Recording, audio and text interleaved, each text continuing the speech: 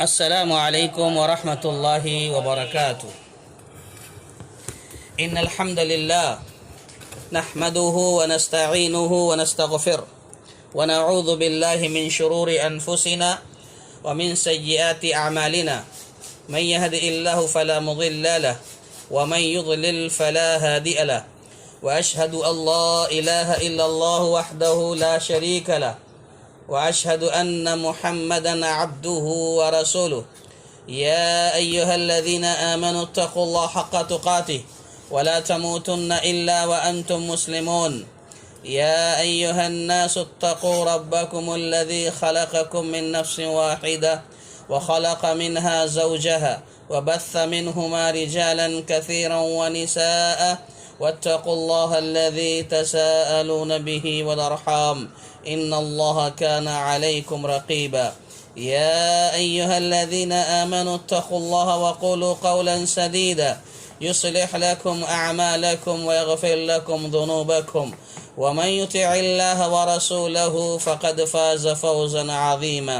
أما بعد، فإن خير الحديث كتاب الله، وخير الهدي هدي محمد صلى الله عليه وسلم، وشر الأمور محدثاتها، وكل محدثة بدعة، وكل بدعة ضلالة، وكل ضلالة في النار. أعوذ بالله السميع العليم من الشيطان الرجيم من همزه ونفخه ونفسه.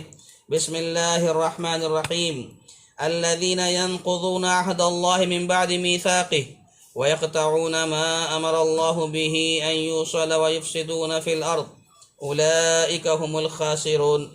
كيف تكفرون بالله وكنتم أمواتا فأحياكم ثم يميتكم ثم يحييكم ثم إليه ترجعون.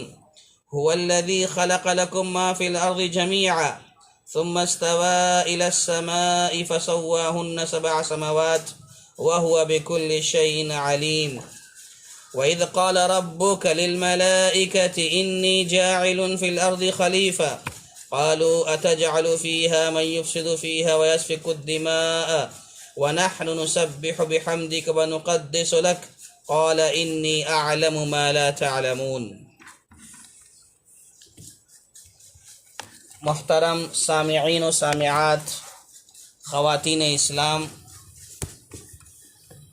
ساری تعریفیں، حمد و ثنا، عظمت و بڑائی، کبریائی اس وحدہ لا شریک کے لیے ہے جو خالق کائنات ہے، مالک ارض و سما ہے۔ اس کے بعد بے شمار بے انتہا درود و سلام نازل ہو ہم سب کے آخری نبی احمد مجتبیٰ محمد مصطفیٰ صلی اللہ علیہ وسلم کی ذات گرامی پر، جن کی مختلف کوششوں کے نتیجے میں ہم تک دین اسلام پہنچا۔ محترم دوستوں اور ساتھیوں اور سامعین، آج جو آیت آپ کے سامنے تلاوت کی گئی ہے، پڑھی گئی ہے، ان میں سے پہلی آیت ہے الذين ينقضون عهد الله من بعد ميثاقه ويقطعون ما أمر الله به أن يوصل ويفسدون في الأرض أولئك هم الخاسرون۔ اس کا ترجمہ یہ ہے کہ وہ لوگ اللہ تعالیٰ کے مضبوط عہد کو توڑ دیتے ہیں، اور اللہ تعالیٰ نے جن چیزوں کے جوڑنے کا حکم دیا ہے انہیں کاٹ دیتے ہیں اور زمین میں فساد پھیلاتے ہیں۔ یہی لوگ نقصان اٹھانے والے ہیں۔ الذین ینقضون عہد اللہ من بعد میثاقہ، اس سے پہلے کی آیت میں اللہ تبارک و تعالی نے جو باتیں بتائی ہیں اس کا اختتام جو ہو رہا ہے الا الفاسقین پر ہو رہا ہے۔ اس کے پہلے کی آیتوں میں اللہ تبارک و تعالی نے وما یضل بہ الا الفاسقین کہا۔ اب فاسقین کون ہیں؟ ان کی کچھ صفات، ان کے کچھ کارنامے یا ان کی کچھ ایسی چیزیں جو حقیقت میں صفات ذمیمہ ہیں، بری چیزیں ہیں، اس کا تذکرہ اللہ تعالیٰ اب کر رہا ہے۔ دیکھیے اللہ نے فرمایا الذین ینقضون عہد اللہ من بعد میثاقہ، کہ اللہ تبارک و تعالیٰ سے عہد و پیمان اور میثاق کے بعد اسے توڑ دیتے ہیں۔ نقض کا معنی توڑنا، قطع کرنا، اللہ کے عہد کو توڑنا۔ یہاں تین باتیں ان کے حوالے سے ذکر کی گئی ہیں، اس آیت میں فاسقین کی تین باتیں ذکر کی گئی ہیں۔ سب سے پہلی بات ہے اللہ کے عہد کو توڑنا، کہ یہ لوگ اللہ سے کیے گئے وعدوں کو، عہد و پیمان کو توڑ دیتے ہیں۔ اچھا، یہاں پر عہد و پیمان سے کون سا عہد مراد ہے؟ مفسرین کرام نے، تقریباً سارے مفسرین نے اس سے مراد عہد الستو لیا ہے۔ عہد الستو کیا ہے؟ عہد الستو وہی ہے جب انسان عالم ارواح میں تھا، روحوں کی شکل میں تھا، انسان کا وجود نہیں تھا دنیا میں۔ انسان کے دنیا میں آنے سے پہلے عالم ارواح میں جب اللہ تبارک و تعالی نے آدم علیہ السلام کی پیٹھ سے، آدم علیہ السلام کی صلب سے، آدم علیہ السلام کی ذریت کو نکالا تھا، صلب سے نکالا تھا عالم ارواح میں، تو اللہ تبارک و تعالی نے یہ وعدہ لیا تھا، جیسے کہ قرآن مجید میں کہا گیا وَإِذْ أَخَذَ رَبُّكَ مِنْ بَنِي آدَمَ مِنْ ظُهُورِهِمْ ذُرِّيَّتَهُمْ وَأَشْهَدَهُمْ عَلَىٰ أَنفُسِهِمْ أَلَسْتُ بِرَبِّكُمْ قَالُوا بَلَىٰ شَهِدْنَا۔ اس آیت میں بیان فرمایا کہ اللہ تبارک و تعالی نے عہد و پیمان لیا ان سے، آدم علیہ السلام کی نسل سے، ذریت سے، آدم علیہ السلام کی پیٹھ سے نکالنے کے بعد کیا عہد و پیمان لیا؟ أَلَسْتُ بِرَبِّكُمْ، کیا میں تمہارا رب نہیں ہوں؟ تو قالوا بلا شہیدنا، سارے کی ساری روحوں نے، سب نے یہ عہد لیا، یہ وعدہ کیا اور یہ کہا کہ ہاں اے اللہ تو ہمارا رب ہے، تو ہمارا خالق ہے۔ یہ عہد و پیمان ہو رہا تھا، وہاں پر انہوں نے اعتراف کیا، سارے انسانوں نے اقرار کیا اور کہا کہ ہاں ہم اس بات کی گواہی دیتے ہیں، ہاں اس بات کی گواہی دیتے ہیں کہ تو ہمارا رب ہے۔ تو کہتے ہیں یہی وہ عہد و پیمان ہے جس کو انہوں نے توڑ دیا ہے، کہ انہوں نے، فاسقین نے توڑ دیا۔ جو عہد الستو میں ہوا تھا، عالم ارواح میں جو اللہ نے عہد و پیمان لیا تھا، اس کو یہ لوگ توڑ دیتے ہیں، اللہ کے ساتھ کیا گیا وعدہ، عہد یہ توڑ دیتے ہیں۔ اس کے علاوہ جو انسان آپس میں ایک دوسرے کے ساتھ بھی کرتے ہیں وہ بھی اس میں شامل ہے، یعنی ایک دوسرے کے ساتھ انسان جب وعدہ کرتا ہے، عہد و پیمان کرتا ہے، تو یہ فاسقین کی صفت ہے کہ وہ اس کو بھی توڑ دیتے ہیں۔ سب سے پہلے تو وہ اللہ کا عہد و پیمان توڑتے ہیں، اللہ کی توحید کا وعدہ کیا، اللہ کی اطاعت کا وعدہ کیا، اللہ کی بندگی کا وعدہ کیا، لیکن دنیا میں اللہ کا وعدہ جو ہے، عہد و پیمان، اس کو توڑ دیتے ہیں۔ سب سے پہلے تو اللہ کا عہد و پیمان توڑتے ہیں، اس کے علاوہ انسان کا آپس میں ایک دوسرے کے ساتھ جو عہد و پیمان ہوتا ہے اسے بھی توڑ دیتے ہیں۔ تو بہرحال اللہ تبارک و تعالی مسلمانوں کو، اہل ایمان کو عہد پورا کرنے کی سخت تاکید کرتا ہے کہ عہد و پیمان کو پورا کرنا چاہیے۔ تو بہرحال یہاں پر بتایا یہ جا رہا ہے کہ جو کفار ہیں، فاسقین ہیں، یہ عہدوں کی پرواہ نہیں کرتے، وہ اس کا حساب کتاب جائزہ نہیں رکھتے، کہ بلکہ وہ توڑتے چلے جاتے ہیں۔ اللہ کا جو حکم ہے، اللہ کے جو فرامین ہیں اسے چھوڑ دیتے ہیں، اور جن چیزوں سے اللہ نے منع کیا ہے اس کا ارتکاب کرتے رہتے ہیں۔ ان کے پاس معاہدوں کا، عہد و پیمان کا کوئی خیال نہیں ہے، کوئی پاس و لحاظ نہیں ہے، کچھ نہیں رکھتے۔ جو لوگوں کے درمیان ان کا عہد ہوتا ہے سب کو توڑتے چلے جاتے ہیں۔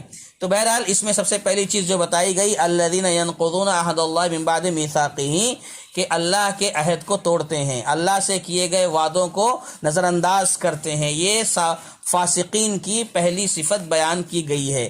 اس کے بعد کہا وَيَقْطَعُونَ مَا أَمَرَ اللَّهُ أَن يُوصَلَ بِهِ أَن يُوصَلْ وَيَقْطَعُونَ مَا أَمَرَ اللَّهُ بِهِ أَن يُوصَلْ، کہ اس چیز کو توڑتے ہیں، اس چیز کو قطع کرتے ہیں جس کے ملانے کا اللہ نے حکم دیا ہے۔ دوسری بات جو بتائی جا رہی ہے ان کی صفات میں سے، وہ یہ صفت ہے کہ یہ اس چیز کو توڑتے ہیں جس کے ملانے کا اللہ نے حکم دیا ہے۔ اللہ نے حکم دیا ہے کہ اس کو جوڑ کے رکھو، اسے ملا کر رکھو، یعنی رشتوں کو جوڑ کے رکھو۔ جو رشتہ داریاں جو ہوتی ہیں نا، رشتوں کی اہمیت شریعت اسلامیہ میں بہت زیادہ ہے۔ رشتوں کو نبھانا، نبھا کر چلنا، یہ بہت بڑی بات ہے۔ رشتوں کو توڑنا نہیں چاہیے، رشتوں کو کاٹنا نہیں چاہیے۔ رشتوں کو کاٹنا یہ فاسقین کی نشانی ہے، رشتوں کو توڑنا یہ فاسقین کا عمل ہے، رشتہ داریوں کو نہ نبھانا یہ فاسقین کا کردار ہے۔ یہاں یہ بتایا جا رہا ہے، پہلی صفت میں اللہ اور بندے کے تعلق کو بیان کیا گیا کہ اللہ اور بندے کا جو تعلق ہے عہد و پیمان کا، اس کو واضح کیا گیا، اور اس دوسری صفت میں بندے اور بندے کے درمیان تعلق کو بیان کیا جا رہا ہے کہ ایک بندے کا تعلق دوسرے بندے سے، ایک انسان کا تعلق دوسرے انسان سے ہوتا ہے۔ اگر ان چیزوں کا خیال نہ رکھا جائے، اگر ان چیزوں کا لحاظ نہ کیا جائے تو یہیں سے فساد کی بہت ساری قسمیں جنم لیتی ہیں۔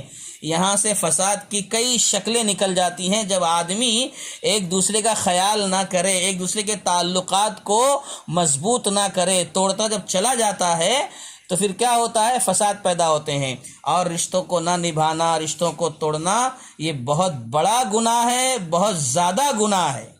اور جو لوگ رشتوں کو توڑتے ہیں، کہا یہی لوگ نقصان اٹھانے والوں میں سے ہیں۔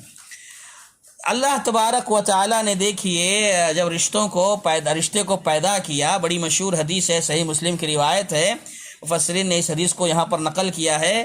ابو ہریرہ رضی اللہ تعالیٰ عنہ روایت کرتے ہیں کہ جب اللہ تعالیٰ ساری مخلوق کو پیدا کر چکا، اللہ نے جب ساری مخلوقات کو پیدا کر لیا تو رحم کو بھی پیدا کیا، یعنی رشتہ داری کو بھی پیدا کیا۔ اللہ تعالیٰ نے رشتہ داری بھی مخلوق ہے، اسے بھی پیدا کیا، تو رشتہ جو ہے نا، رشتہ داری کھڑا ہو گیا اللہ کے سامنے۔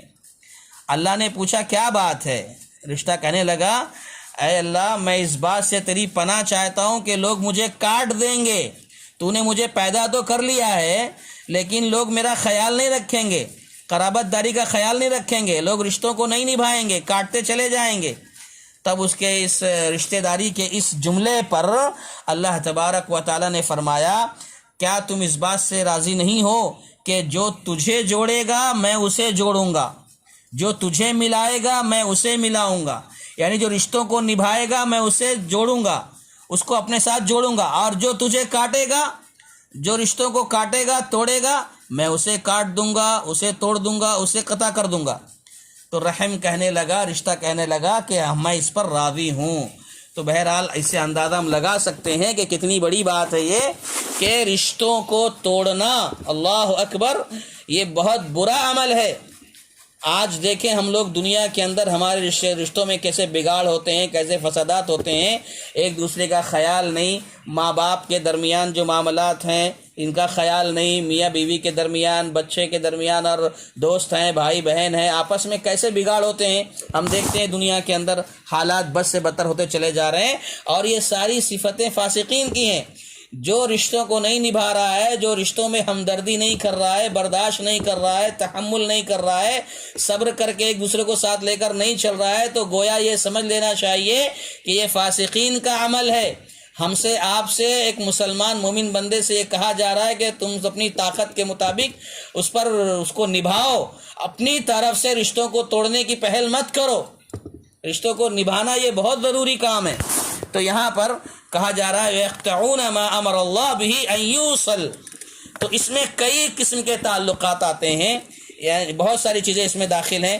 پہلی چیز تو یہ بتائی گئی کہ وَيَقْطَعُونَ مَا أَمَرَ اللَّهُ بِهِ أَن يُوصَلَ، کہ اللہ نے جسے جوڑنے کا حکم دیا ہے اسے کاٹتے ہیں۔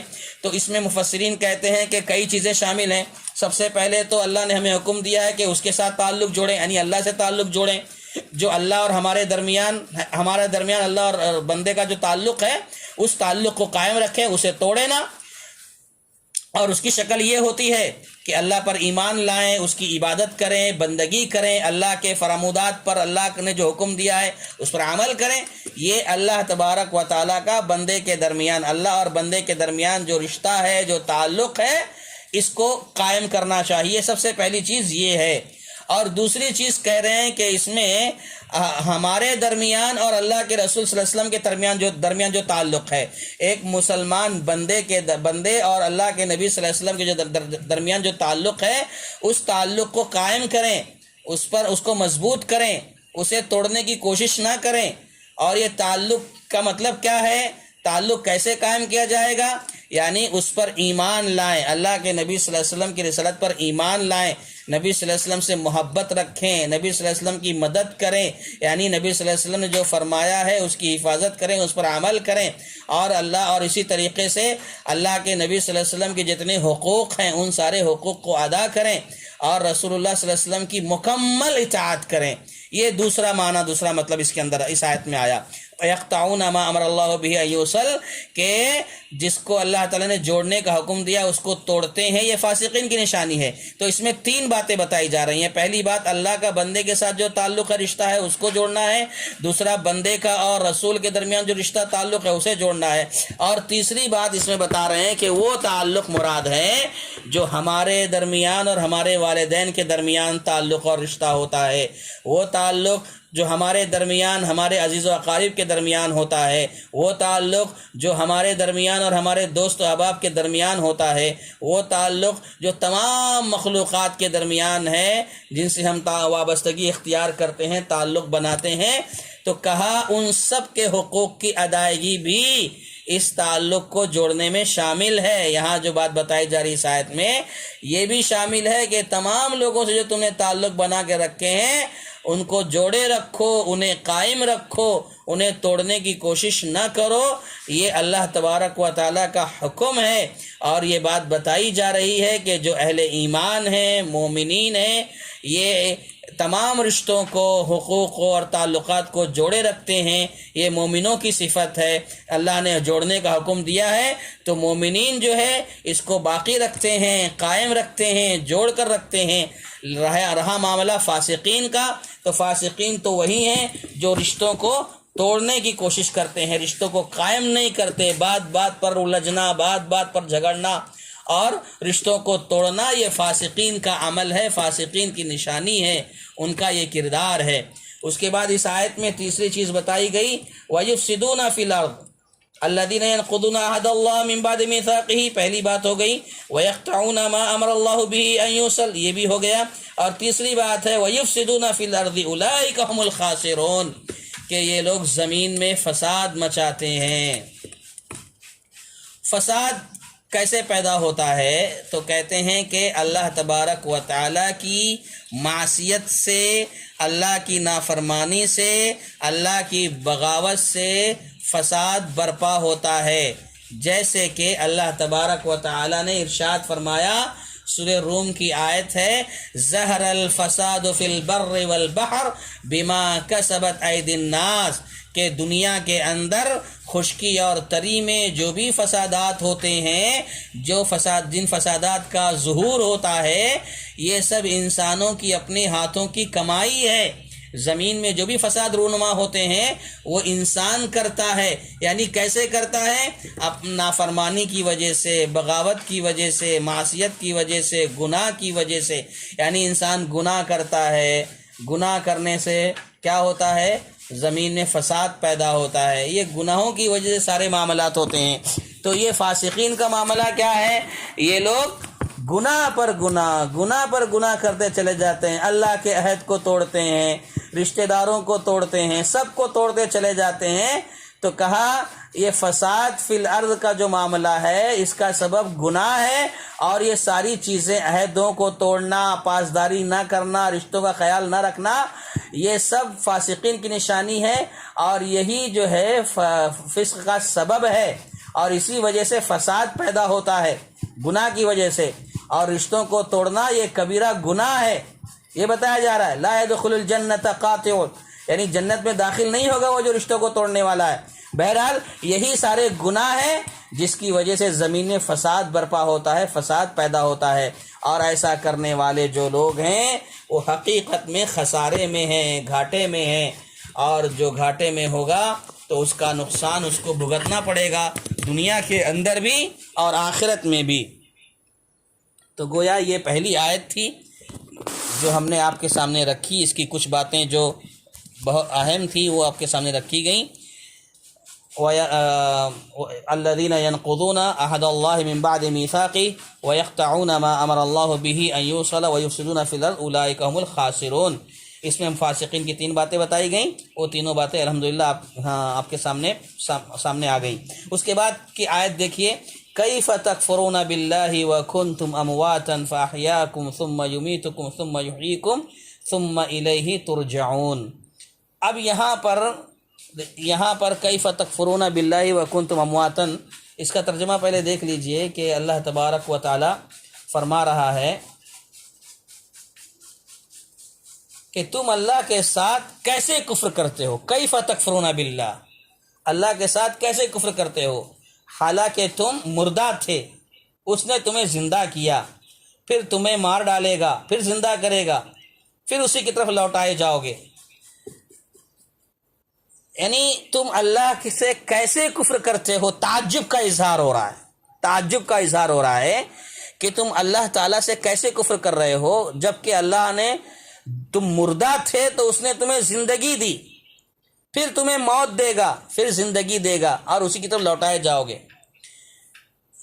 ایک بات تو، پہلی بات یہ کہ اس آیت میں 2 موت کا تذکرہ ہوا ہے، 2 موت اور 2 زندگی کا ذکر ہے۔ پہلی موت سے مراد عدم ہے، یعنی جب انسان کا وجود نہیں تھا، جیسے کہ میں نے ابھی پہلے کہا نا کہ عہد و العہد الستو میں جب عہد و پیمان لیا گیا تھا، انسان کا وجود نہیں تھا، عالم ارواح میں تھا، تو پہلی موت سے مراد عالم ارواح میں جو تھا وہ یعنی عدم میں، یعنی اس کا وجود نہیں تھا، اس کا کوئی نام و نشان نہیں تھا، جیسے کہ سورہ دہر کی پہلی آیت میں ہے هل اتى على الانسان حين من الدهر لم يكن شيئا مذكورا، کہ انسان پر ایک ایسا دور بھی گزرا ہے کہ اس کا وجود نہیں تھا، اس کا نام و نشان نہیں تھا۔ تو جب اس کا نام و نشان نہیں تھا، عدم میں تھا، تو اس کو موت سے تعبیر کیا گیا ہے۔ پھر اس کے بعد یہ پہلی موت مراد ہے۔ اور پہلی زندگی کیا ہے؟ پہلی زندگی یہ ہے کہ ماں کے پیٹ سے جب باہر آتا ہے، نکلتا ہے، تو جب تک اسے موت نہیں آتی، وہ جو زندگی ہے یہ پہلی زندگی ہے۔ پیدا ہونے کے بعد سے لے کر مرنے تک یہ زندگی پہلی زندگی ہے۔ پہلی موت سے مراد کون سی موت ہے؟ عدم میں جو تھا، یعنی جس کا جب پیدا نہیں ہوا تھا، اس سے پہلے جو موت کا لفظ استعمال کیا گیا، یہ مراد ہے۔ پہلی موت پیدائش سے پہلے، اور پہلی زندگی پیدا ہونے کے بعد۔ اب دوسری موت جب زندگی پوری گزار لے، 60 سال 70 سال جو بھی اسے میسر آ جائے، اس کے بعد جب موت آئے گی تو یہ دوسری موت۔ پہلی موت ہو گئی عدم میں، جب اس کا نام و نشان نہیں تھا، پیدا نہیں ہوا تھا۔ دوسری موت زندگی گزارنے کے بعد جب موت آئے گی، یہ دوسری موت۔ پھر اس کے بعد جب مرنے کے بعد دوبارہ آخرت میں اللہ تعالیٰ اٹھائے گا، آخرت کی زندگی جب اسے ملے گی، یہ دوسری زندگی ہو گئی۔ تو کہا یہ جس میں آیت میں 2 موت کا ذکر ہے اور 2 زندگی کا ذکر ہے۔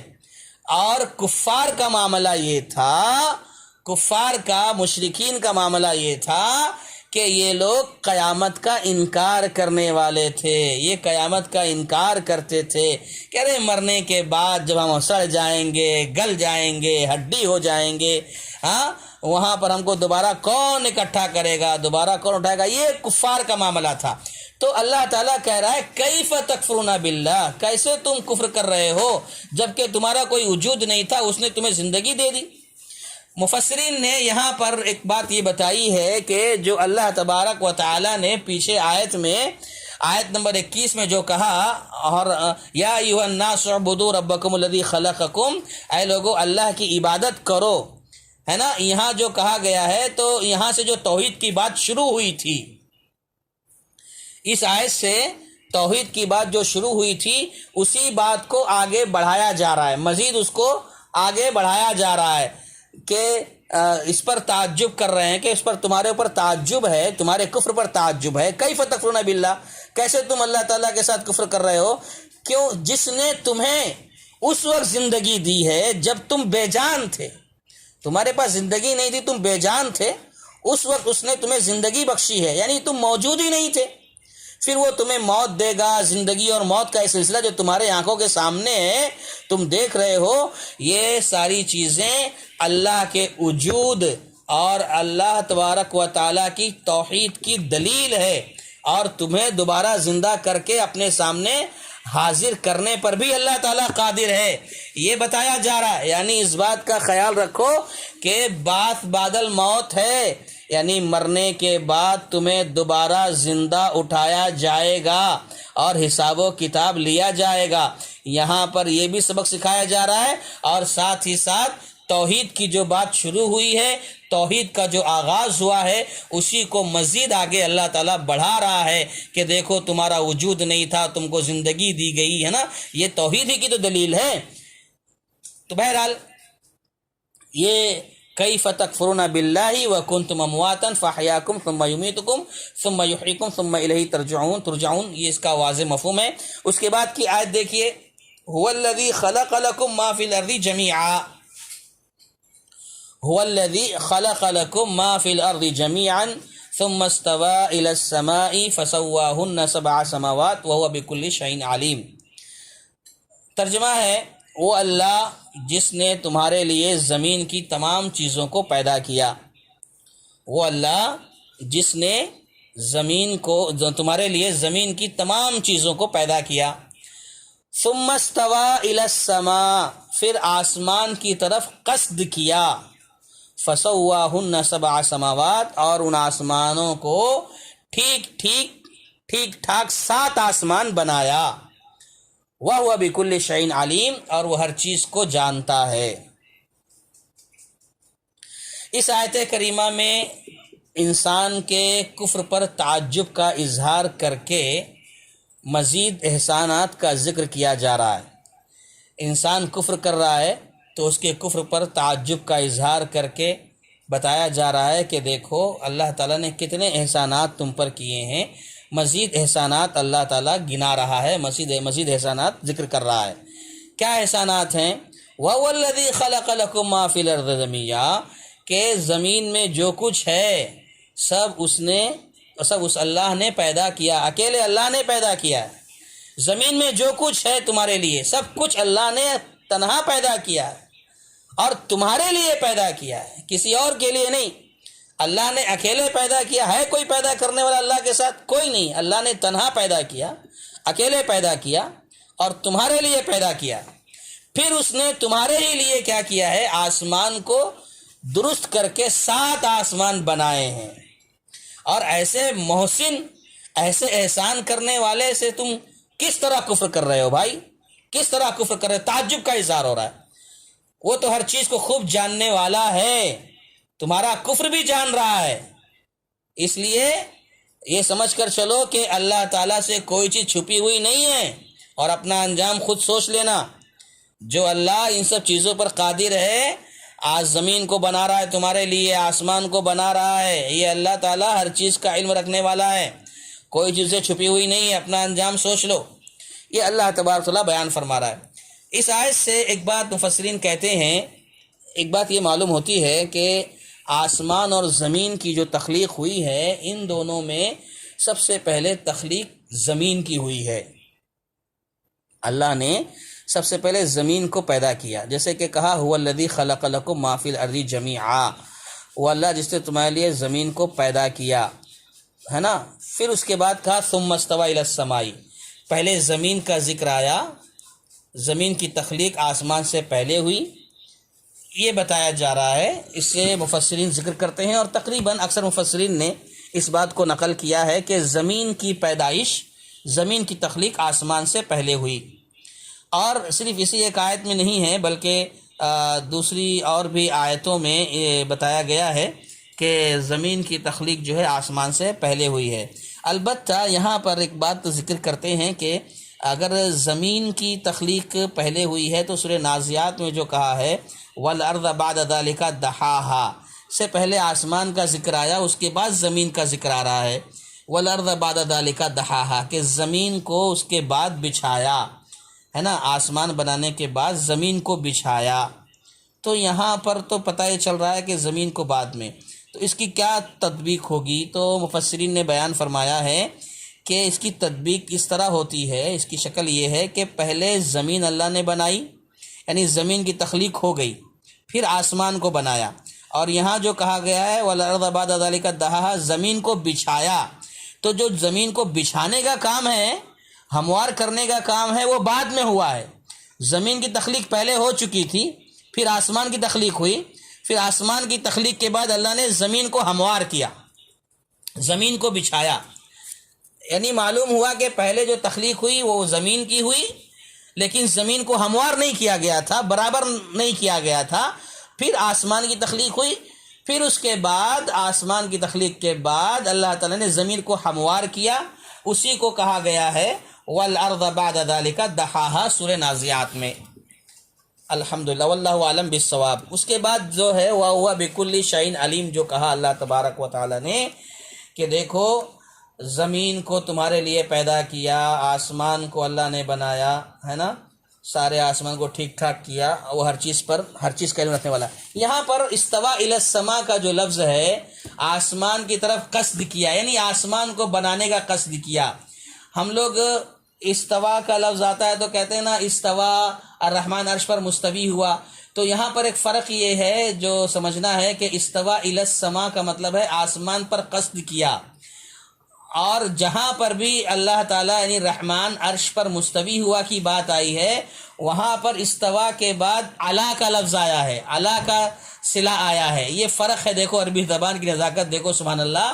استوا علی العرش جب آتا ہے تو اس کا معنی عرش پر مستوی ہوا، بلند ہوا، اور استوا جو ہے الی السما کہا گیا ہے نا. تو یہاں پر جو ہے الا کا جب صیغہ آتا ہے تو اس کا معنی قصد کرنا ہے استوا کا. اور اس کے پہلے جو الرحمن علی العرش استوا کہا جاتا ہے تو استوا کا معنی جو ہوتا ہے وہ بلند ہوا. تو علا کا صلہ اور الا کا صلہ اس سے فرق ہو جاتا ہے. اس کے بعد وَهُوَ بِكُلِّ شَيْءٍ عَلِيمٌ، وہ ہر چیز کا علم رکھنے والا ہے. یہاں اللہ تعالیٰ کی صفت علم کو واضح کیا گیا کہ سبحان اللہ، اللہ تبارک و تعالیٰ کا علم اندازہ لگائیں اس کے. اللہ تعالیٰ فرماتا ہے يَعْلَمُ مَا يَلِجُ فِي الْأَرْضِ وَمَا يَخْرُجُ مِنْهَا وَمَا يَنزِلُ مِنَ السَّمَاءِ وَمَا يَعْرُجُ فِيهَا، جو کچھ زمین میں داخل ہوتا ہے، جو کچھ زمین سے نکلتا ہے، اور اسی طریقے سے جو کچھ آسمان سے اترتا ہے اور جو کچھ آسمان میں چڑھتا ہے وہ اللہ جانتا ہے. یعنی اللہ تبارک و تعالیٰ کا علم کتنا گہرا ہے اس کا اندازہ لگائیے. اتنا گہرا اللہ تعالیٰ کا علم کہ جو کچھ زمین میں داخل ہوتا ہے زمین کے اندر، اور جو کچھ زمین سے نکلتا ہے باہر، اور جو کچھ آسمان سے نازل ہوتا ہے آسمان سے اترتا ہے، اور جو کچھ آسمان میں چڑھتا ہے وہ اللہ سب جانتا ہے. اور اسی طریقے سے سورہ نحل میں کہا گیا یعلم ما تسرون وما یعلنون، تم جو کچھ چھپاتے ہو، اپنے دلوں میں جو کچھ رکھتے ہو، چھپاتے ہو، چھپی ہوئی باتیں، راز کی باتیں، اور جو کچھ تم ظاہر کرتے ہو، بتا دیتے ہو، وہ سب جانتا ہے. اللہ تعالیٰ کے علم میں ہے تمہاری راز کی باتیں، سینوں کا بھید، یہ اللہ سب جانتا ہے. پھر اس کا سورہ طٰہٰ میں کہا گیا یعلم السر واخفا، وہ اللہ تمہارے سارے بھیدوں کو، چھپی ہوئی چیزوں کو، رازوں کو جانتا ہے، ساری چیزوں کا علم رکھتا ہے اللہ تبارک و تعالیٰ. تو یہ اللہ تبارک و تعالیٰ کی صفت علم ہے. وَهُوَ بِكُلِّ شَيْءٍ عَلِيمٌ، اللہ تبارک و تعالیٰ ہر چیز کا علم رکھنے والا ہے. یہ بات بیان کی گئی. اچھا، اس کے بعد کی جو آیت ہے ہم آگے بڑھتے ہیں. وَإِذْ قَالَ رَبُّكَ لِلْمَلَائِكَةِ إِنِّي جَاعِلٌ فِي الْأَرْضِ خَلِيفَةً وَإِذْ قَالَ رَبُّكَ لِلْمَلَائِكَةِ إِنِّي جَاعِلٌ فِي الْأَرْضِ خَلِيفَةً قَالُوا أَتَجْعَلُ فِيهَا مَن يُفْسِدُ فِيهَا وَيَسْفِكُ الدِّمَاءَ وَنَحْنُ نُسَبِّحُ بِحَمْدِكَ وَنُقَدِّسُ لَكَ قَالَ إِنِّي أَعْلَمُ مَا لَا تَعْلَمُونَ. یہاں پر بہت اہم باتیں ہیں، بڑی عجیب باتیں الحمدللہ یہاں پر ہیں، اچھے نکتے ہیں. دیکھیے سب سے پہلے ترجمہ دیکھیے. وَإِذْ قَالَ رَبُّكَ لِلْمَلَائِكَةِ إِنِّي جَاعِلٌ فِي الْأَرْضِ خَلِيفَةً، اللہ تعالیٰ نے فرمایا کہ جب تیرے رب نے فرشتوں سے کہا وَإِذْ قَالَ رَبُّكَ لِلْمَلَائِكَةِ، اور جب تمہارے رب نے فرشتوں سے کہا إِنِّي جَاعِلٌ فِي الْأَرْضِ خَلِيفَةً، کہ میں زمین میں خلیفہ بنانے والا ہوں. قَالُوا أَتَجْعَلُ فِيهَا مَن يُفْسِدُ فِيهَا وَيَسْفِكُ الدِّمَاءَ، تو انہوں نے کہا کہ ایسے شخص کو کیوں پیدا کرتا ہے جو زمین میں فساد کرے گا اور خون ریزی کرے گا، خون بہائے گا. وَنَحْنُ نُسَبِّحُ بِحَمْدِكَ وَنُقَدِّسُ لَكَ، ہم تیری تسبیح اور پاکیزگی بیان کرنے والے ہیں. قَالَ إِنِّي أَعْلَمُ مَا لَا تَعْلَمُونَ، تو اللہ نے فرمایا جو میں جانتا ہوں تم نہیں جانتے.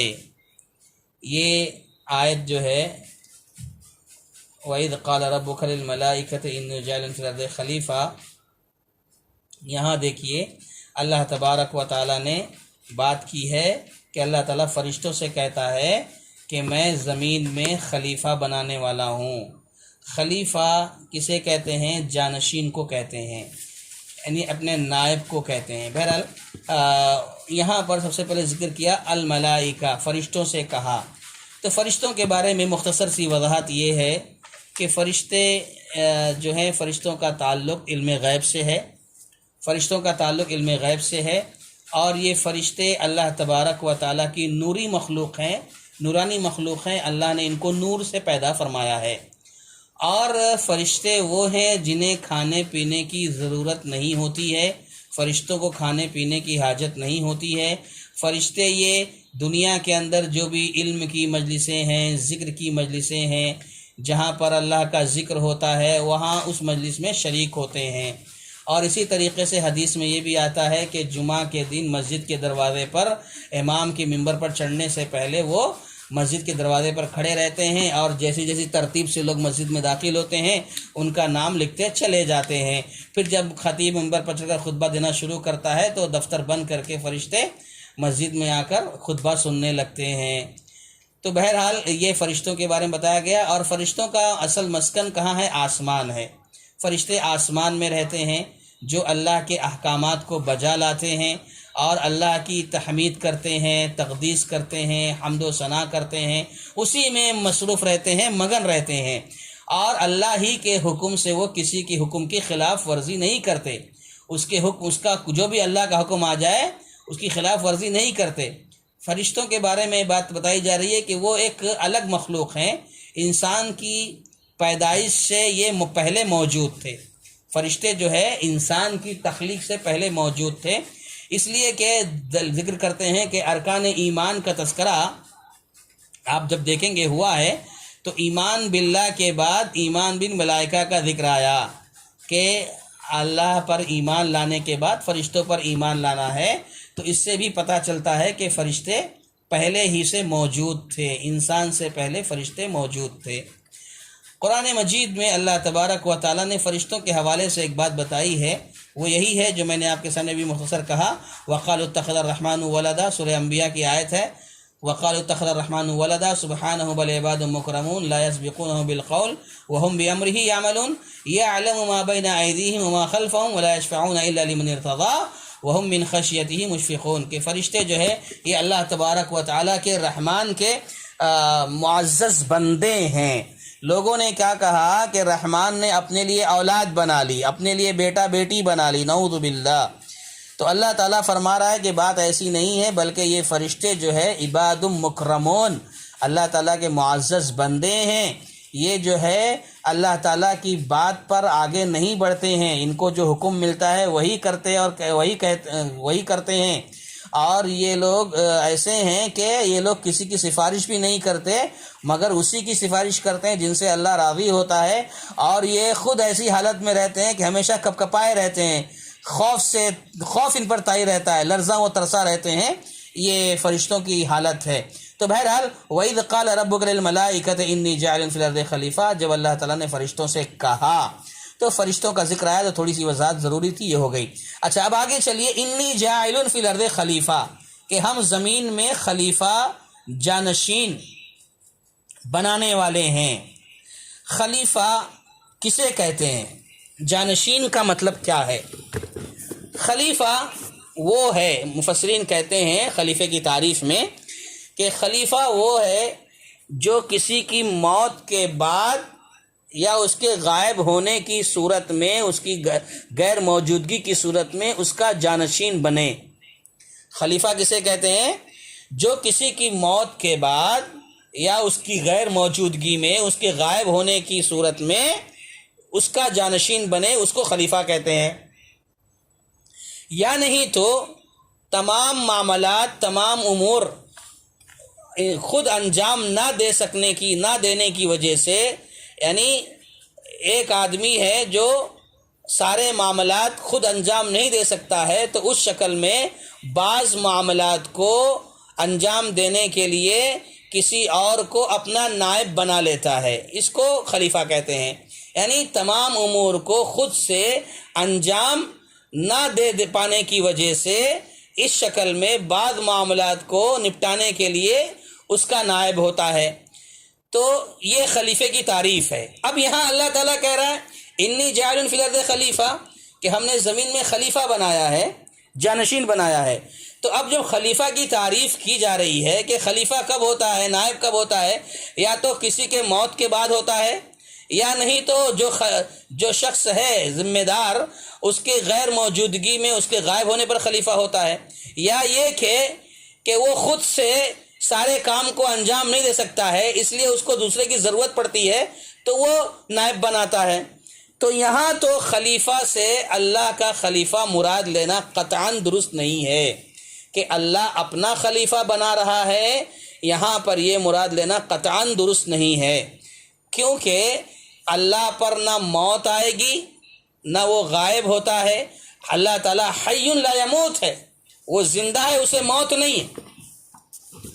تو کہا اس خلیفہ کی جو تعریف ہے اس سے مراد اللہ تبارک و تعالیٰ کا خلیفہ مراد لینا قطعاً درست نہیں ہے، نہ تو وہ اس پر اللہ پر موت طاری ہوگی، نہ آئے گی، نہ غائب ہوگا، اور نہ اپنے کاموں میں کسی کا محتاج ہے اللہ تعالیٰ۔ دوسرا جو تعریف میں کہا گیا نا، تعریف میں جو بات کہی گئی کہ ایک آدمی اگر اپنا کام خود سے نہیں کر پاتا ہے تو دوسرے کو خلیفہ بنا لیتا ہے، نائب بنا لیتا ہے، تو نعوذ باللہ اللہ تبارک و تعالیٰ اپنے کاموں میں کسی کا محتاج نہیں ہے، تو اللہ تبارک و تعالیٰ کا خلیفہ یہاں مراد نہیں لیا جائے گا۔ بعض روایتوں میں یہ بھی بات آتی ہے کہ روایتوں میں پتہ چلتا ہے کہ انسان کی پیدائش سے پہلے اس زمین پر جو فتنہ اور فساد، قتل و غارت گری ہوا کرتی تھی، تو اللہ نے فرشتوں کا لشکر بھیج کر ان جنوں کو جو جن دنیا میں تھے ان کو سمندر کی طرف ڈھکیل دیا، اور آدم علیہ السلام کو ان کا خلیفہ بنایا، یعنی آدم علیہ السلام ان کے خلیفہ ہوئے۔ بعض روایتوں سے پتہ چلتا ہے، یعنی پتہ یہ چلا کہ یہاں خلیفہ سے مراد اللہ کا خلیفہ نہیں ہے، بلکہ آدم علیہ السلام کس کے خلیفہ ہوئے؟ جنوں کے خلیفہ ہوئے۔ یہ بعض مفسرین نے اس کو ذکر کیا ہے نا، بعض لوگوں نے اس کو ایسا ذکر کیا ہے کہ اللہ کا خلیفہ تو نہیں مراد لیا جائے گا، اس لیے کیونکہ خلیفے میں جو ہے کافی عیب ہے خلیفے کی تعریف میں، اور اللہ تبارک تعالیٰ ان سب سے پاک ہے، اس لیے جنوں کا خلیفہ مراد لیا گیا ہے، اور بعض مفسرین کا ذکر ہے۔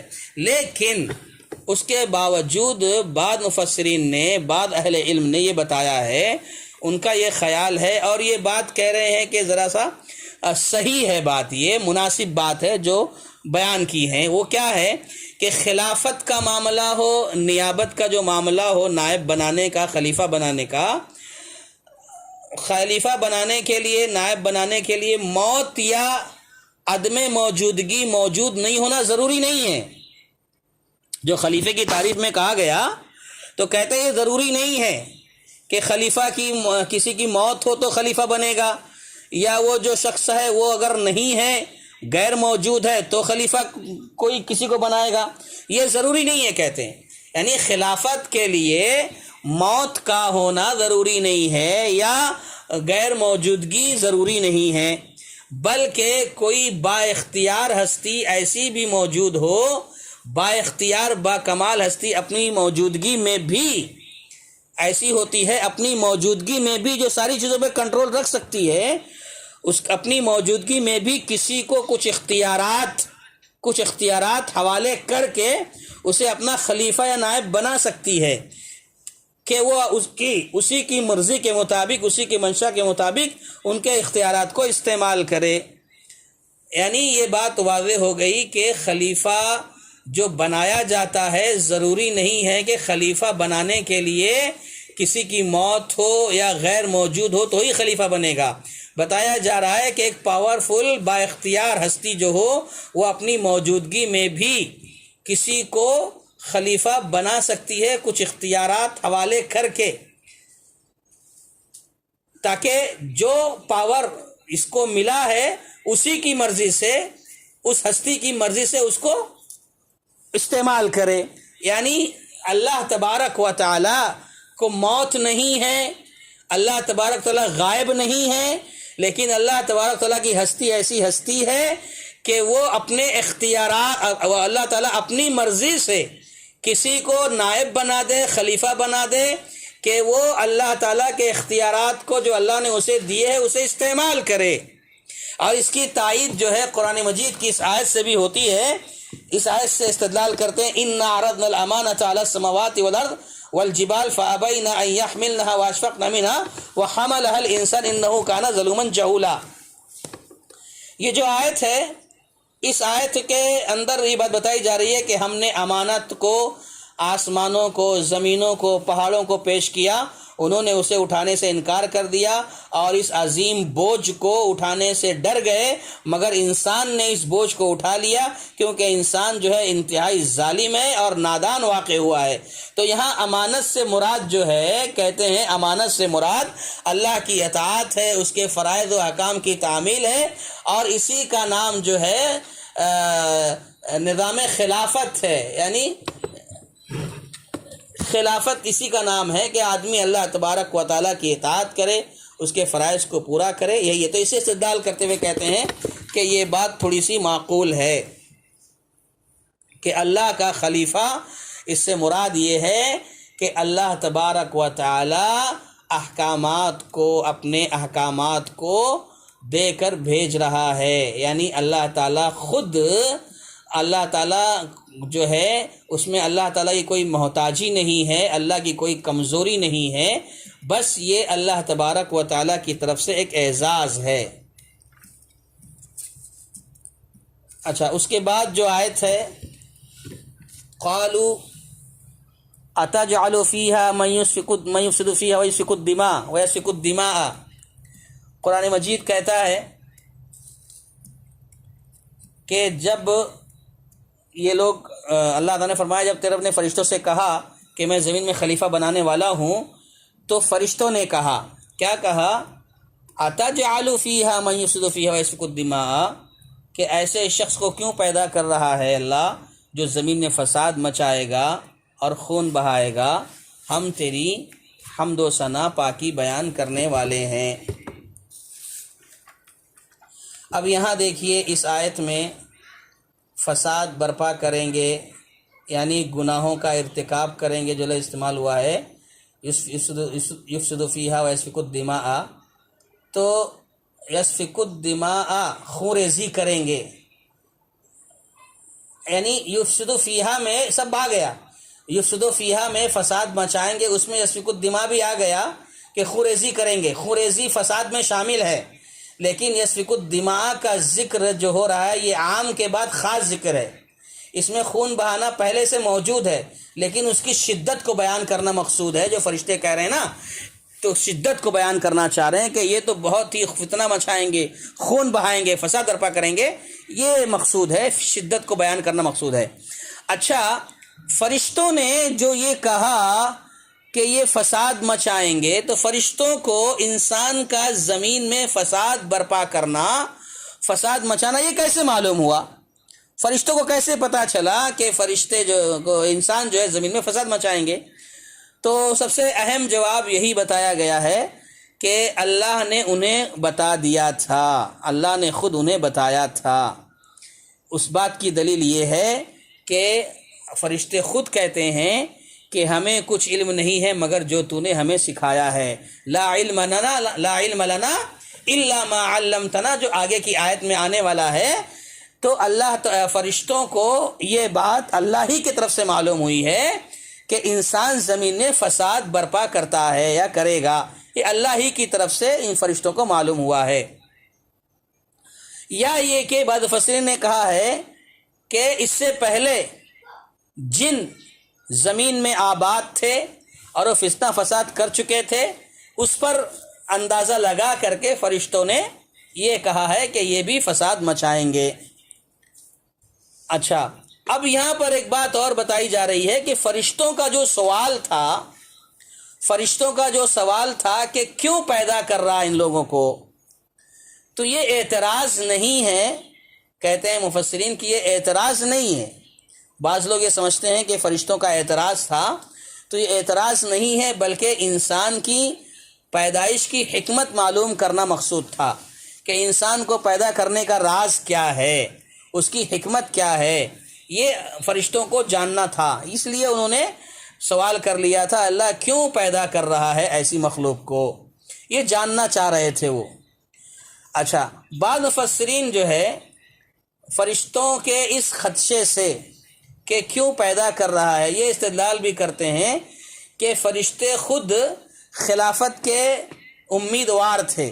نعوذ باللہ، یہ کچھ لوگ باتیں کرتے ہیں، ایسے کچھ مفسرین نے ذکر کیا ہے جو تھوڑے سے اسلام دشمن یا جو بھی جن کو نا اہلی ہے نا سمجھی ہے، وہ لوگ جو اعتراض اور شوشہ چھوڑتے ہیں، ان میں سے بعض لوگ ایسے ہیں جنہوں نے یہ مطلب نکالا ہے کہ بعض لوگ کہتے ہیں کہ فرشتے جو ہے جو انہوں نے اس خدشے کا اظہار کیا ان کا مقصد یہ ہے، یعنی وہ استدلال کرتے ہیں بعض مفسرین کہ فرشتے خود چاہتے تھے کہ وہ خلیفہ بنے، خلیفے کے امیدوار تھے، جس کی وجہ سے انہوں نے آدم علیہ السلام کی تخلیق پر اور ان کی تقرری پر اعتراض کیا تھا.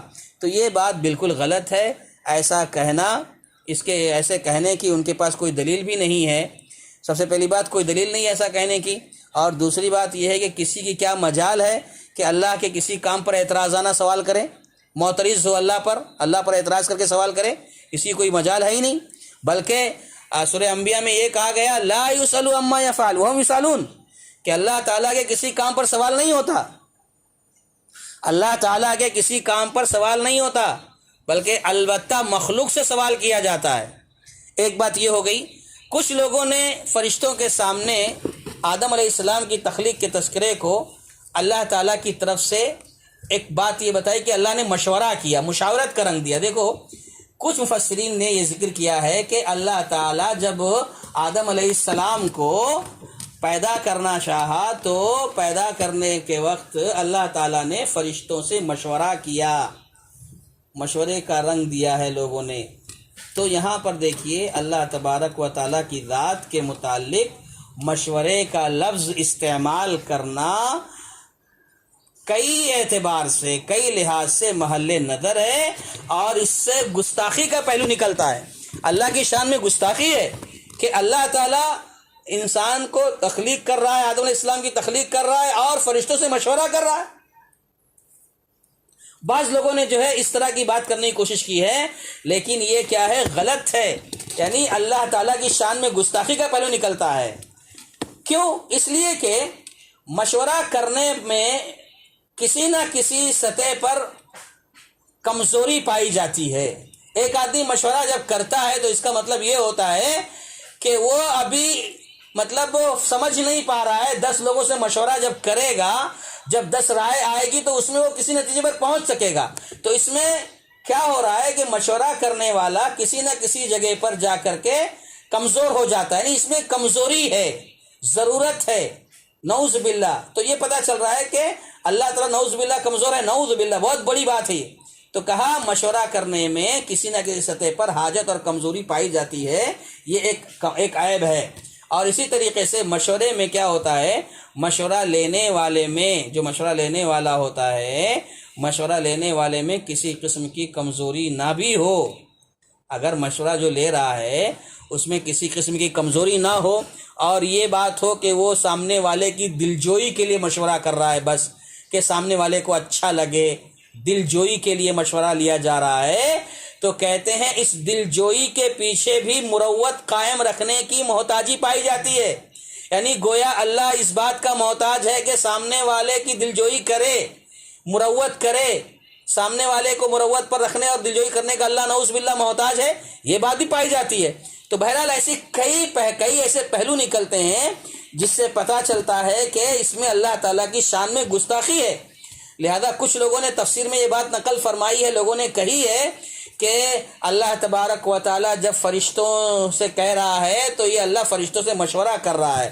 تو یہ مشورہ نہیں ہے، بلکہ یہ سمجھنا چاہیے کہ اللہ تبارک و تعالیٰ آدم علیہ السلام کی تخلیق کے وقت جو ذکر کر رہا ہے فرشتوں سے، یہ اللہ تعالیٰ ایک شاہانہ اعلان کر رہا ہے، ایک بات بتا رہا ہے، اعلان کر رہا ہے. اللہ تعالیٰ کا یہ اعلان ہے. کیوں؟ اس لیے کہ اللہ تعالیٰ ان مشوروں، ان ساری چیزوں، حاجتوں سے اللہ تعالیٰ پاک صاف ہے. بہرحال تو قالوا اتجعل فیہا من یفسد فیہا ویسفک الدماء، یہاں تک بات ہو گئی۔ اس کے بعد دیکھیے وَنَحْنُ نُسَبِّحُ بِحَمْدِكَ وَنُقَدِّسُ لَكَ قَالَ إِنِّي أَعْلَمُ مَا لَا تَعْلَمُونَ۔ وقت بہت قریب ہو گیا ہے اس لیے تیزی کے ساتھ گزریں گے۔ فرشتوں کا یہ کہنا ہے کہ ہم تیری تحمید کرتے ہیں، ہم تیری تحمید کے لیے کافی ہیں، تیری حمد و ثنا کے لیے کافی ہیں۔ انہوں نے بڑے ادب سے یہ سوال کیا تھا کہ ایسی مخلوق کو پیدا کرنے میں اللہ کون سی حکمت ہے جو زمین میں فساد مچائے گی۔ ہم تیری اگر عبادت مقصود ہے اللہ تیری تحمید مقصود ہے، تقدیس مقصود ہے، عبادت مقصود ہے، تو اللہ ہم تو کرتے ہی ہیں، ہماری زبان پر ہمیشہ ہر وقت تسبیح و تحمید جاری ہے، اور پھر ہم لوگ یعنی فرشتے جو ہے فساد وغیرہ سے بھی پاک ہیں، تو پھر اے اللہ ان مخلوقات کو جن میں فسادی بھی ہیں اور خون بھی ہوں گے، خونی ہیں یہ لوگ، خون کریں گے، خون بہائیں گے، کس مصلحت پر پیدا کیا جا رہا ہے ان کو؟ تو اللہ تعالیٰ نے فرمایا، جواب دیا انی اعلم ما لا تعلمون، کہ دیکھو وہ مصلحت، وہ حکمت میں بہتر جانتا ہوں، جس کی بنیاد پر کہ وہ باوجود اس کے کہ وہ برائی کریں گے، فساد مچائیں گے، میں پیدا کر رہا ہوں۔ کیوں؟ میں جو جانتا ہوں وہ تم نہیں جانتے، تمہارا علم جو ہے ان حکمتوں مصلحتوں تک نہیں پہنچ سکتا جو میرے پاس ہے۔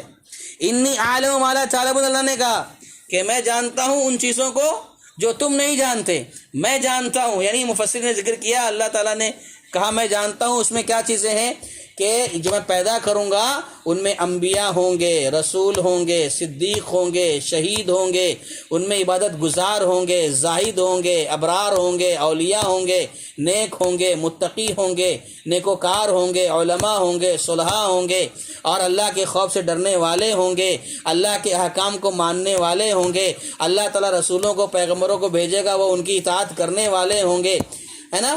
یہ ساری چیزیں اللہ تعالیٰ اس میں ساری چیزیں ہیں، مفسرین ذکر کرتے ہیں کہ اللہ نے کہا جو انی اعلم ما لا تعلمون، تم نہیں جانتے جو میں جانتا ہوں، تو یہ ساری چیزیں اللہ تعالیٰ جانتا تھا جو فرشتے نہیں جانتے تھے۔ اور جیسے کہ وہ حدیث آتی ہے کہ فجر کی نماز میں اور عصر کی نماز میں فرشتوں کا اجتماع ہوتا ہے، رات والے فرشتے، دن والے فرشتے فجر میں اور عصر میں اکٹھا ہوتے ہیں، اور جب آسمان پر پہنچتے ہیں تو اللہ تبارک تعالیٰ ان سے پوچھتا ہے فرشتوں بتاؤ تم دنیا میں تو گئے تھے نا، کیا دیکھا، میرے بندوں کو کس حال میں پایا؟ تو فرشتے کہتے ہیں اے اللہ ہم جب فجر میں گئے تھے تو ہم نے دیکھا ان کو وہ نماز پڑھ رہے تھے، اے اللہ ہم جب ان کے پاس گئے تو بھی ہم نے دیکھا نماز میں ہیں، اور جب ہم وہاں سے واپس آئے تو بھی ہم نے دیکھا وہ تیری عبادت کر رہے ہیں۔ تو گویا اللہ تبارک و تعالی یہ کہنا چاہ رہا ہے کہ مصلحت یہی ہے جو اللہ فرشتوں کو جو اللہ نے جو فرشتوں کو کہا کہ میں جانتا ہوں تم نہیں جانتے، اور اللہ تبارک و تعالی نے فرشتوں کو بھیج کر یہی بتانا ہے۔ اللہ تعالیٰ کو فرشتوں کو جو بھیجتا ہے یہی مصلحت ہے کہ اللہ فرشتوں کو بھیج کے بتایا کہ تم ہی تو کہہ رہے تھے نا کہ میں کیا پیدا کر رہا ہوں، یہ جاؤ دیکھو۔ تو فرشتے آ کر گواہی دیتے ہیں کہ اللہ تیرے بندے تو تیری عبادت میں مصروف ہیں، ہم جب گئے تھے تب بھی آ رہے ہیں تب بھی، یعنی اللہ تعالیٰ کا یہ کہنا کہ اللہ جو جانتا ہے وہ تم نہیں جانتے۔ ان فرشتوں کی جو باتیں ہیں ان میں جو فرشتے ہیں ان کو اسی چیز کے لیے دنیا میں بھیجا جاتا ہے تاکہ وہ دیکھیں کہ بندوں کے، اس لیے بھی کہ بندوں کے دن کے اعمال رات سے پہلے اور رات کے اعمال دن سے پہلے اللہ کے پاس پہنچائے جائیں، یہ بھی مقصود ہے۔ بہرحال نحن نسبح بحمدک ونقدس لک میں ایک بات ہم یہ بتانا چاہتے ہیں کہ اللہ تعالیٰ کہہ رہا ہے کہ ہم تیری تحمید اور تقدیس بیان کرتے ہیں، پاکیزی بیان کرتے ہیں۔ تسبیح کا معنی ہے سبحان اللہ کہنا یا سبحان اللہ کا ذکر کرنا، اور ہر قسم کے عیب، نقص اور کمزوریوں سے پاک ہے اللہ تعالیٰ، یہ تسبیح کا معنی ہے۔ دنیا میں دیکھیے ایک مسلمان جب اللہ کی تسبیح بیان کرتا ہے، سبحان اللہ کہتا ہے، تو اس کا مطلب یہ ہوتا ہے کہ جتنے بھی معبودان باطلہ ہیں، جتنے بھی شرک ہو رہے ہیں، جہاں جہاں جو دوسروں کی پرستش ہو رہی ہے، ان سب سے برات کا اظہار کرتا ہے۔ اللہ کہتا ہے اللہ تیری ذات پاک ہے نا، سارے عیوب سے، سارے نقائص سے اللہ تعالیٰ تو پاک ہے، یہ اس کا اظہار کرتا ہے بندہ تسبیح جب بیان کرتا ہے۔ گویا اللہ تعالیٰ کی اس لفظ میں اللہ کی خوبیوں کو مثبت انداز میں بیان کیا جا رہا ہے، اس کی حمد یا تعریف کی جا رہی ہے۔ تو یہ جو تسبیح کا لفظ ہوتا ہے یہ اللہ کی حمد یا تعریف بیان کرنے کے لیے آتا ہے۔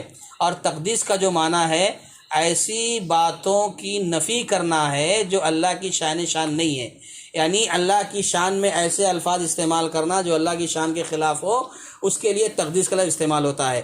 تسبیح اور تقدیس، تسبیح میں کیا ہوتا ہے؟ اللہ کی خوبیوں کو مثبت انداز میں بیان کرنا ہوتا ہے، یعنی اللہ کی حمد اور تعریف بیان کرنی مقصود ہوتی ہے۔ اور تقدیس کے معنی تنزیہ ہوتے ہیں، اس میں بھی پاکی کا معنی ہوتا ہے، پاکی بیان کرنا ہوتا ہے، لیکن ایسی باتوں کی نفی کرنا مقصود ہے جو اللہ کی شان اللہ کی شان کے خلاف ہے، اللہ کی شان نہیں ہے۔ تو بہرحال اس آیت میں جو باتیں ہمیں معلوم ہوئی ہیں اس میں ایک تو یہ کہ انسان زمین میں اللہ کی طرف سے حکمراں ہے، اللہ کی طرف سے جو ہے ایک انسان کو خلافت ملی ہے، اسے چاہیے کہ دنگا فساد کرنے کے بجائے خلافت کا جو صحیح حق ہے اسے ادا کرے۔ مفسرین بیان کرتے ہیں کہ مسلمانوں کا ایسا امام اور خلیفہ مقرر کیا جائے، مسلمانوں کا ایسا امام یا خلیفہ مقرر کیا جائے جس کی بات سنی بھی جائے اور بات مانی بھی جائے، جس کے ذریعے مسلمان متحد ہو سکیں اور خلیفہ کے احکام نافذ ہو سکیں، اس طرح سے ہونا چاہیے۔ اور یہ اللہ کی طرف سے حکمراں کا ہونا، یہ جو ہے اس حکم کی فرضیت میں امت کا اور علماء کا، ائمہ کے درمیان کوئی اختلاف نہیں ہے کہ خلیفہ ہونا چاہیے، امام ہونا چاہیے۔ بہرحال جہاں اسلامی مملکتیں ہیں، اسلامی خلافتیں ہیں، وہاں پر یہ چیز ممکن ہے۔ بہرحال اس کے بعد جو ہے دوسری بات یہ بتائی گئی کہ ملائکہ جو ہے ہر وقت اللہ کی تسبیح و تحمید میں لگے ہوئے ہیں، اور انی اعلم ما لا تعلمون کہہ کر اللہ نے یہ بتا دیا ہے کہ اللہ تعالیٰ ہر چیز کا علم رکھتا ہے۔ اللہ تعالیٰ کے ساتھ، اللہ تعالیٰ کے پاس کوئی چیز پوشیدہ نہیں ہے، کوئی چیز چھپی ہوئی نہیں ہے۔ تو بہرحال کئی ایسی اہم باتیں، قیمتی باتیں آئی ہیں۔ اللہ تعالیٰ سے ہماری دعا ہے کہ اللہ تبارک و تعالیٰ جو باتیں ہم کتاب و سنت کی روشنی میں سلف صالحین کے حوالے سے، ان کے علم کی روشنی میں جو کچھ ہم سن رہے ہیں، سمجھ رہے ہیں، اے اللہ ہم تمام کو اسے مزید سمجھنے، ہمارے ذہن کو اللہ مزید وسیع کر دے، کھول دے، ہم کتاب و سنت کے صحیح سمجھنے والے بن جائیں، اور اسی کے ساتھ ساتھ اللہ تبارک و تعالی ہم تمام کو عمل کرنے کی توفیق عطا فرمائے۔ آمین۔ وآخر دعوانا ان الحمدللہ رب العالمین۔ السلام علیکم ورحمۃ اللہ وبرکاتہ۔